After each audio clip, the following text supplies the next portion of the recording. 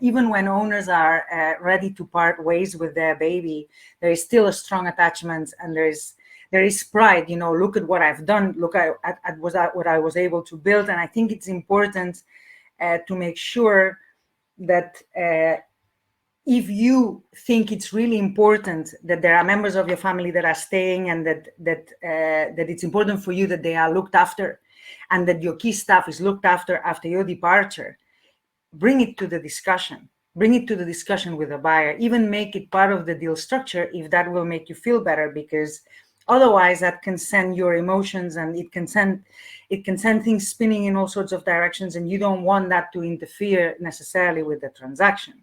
So talk about, who's staying, who's going, and why. Don't wait until the last minute to bring certain issues if they are really key for you, that basically they touch those strings, because it can cause for the transaction to be delayed. It can cause for some people to walk away.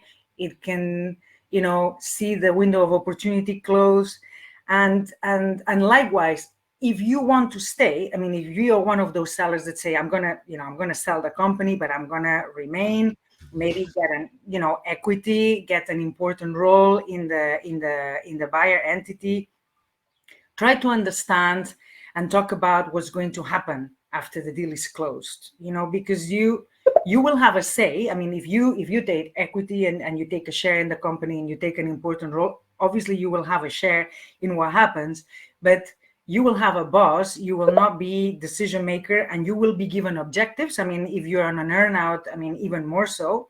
And you will no longer be, in the driving seats, in terms of decisions. And particularly this happens in, buyer companies that are private equity backed. The investors have a heavy hand in the decision making. So if you can reconcile yourself with the fact that there might be some decisions that might not go in the direction that you originally intended, then fine. Then you've crossed that bridge and you are on the other side. And otherwise, think about it and think about what you want to do and whether you really want to stay past the earnout stage, because otherwise it can bring a lot of heartache. And I've seen far too often, former owners saying, oh, I would have never agreed to that. I would have never decided that if the company was mine. So it can really impact the dynamics of integration and the performance of the company. So important points to think about.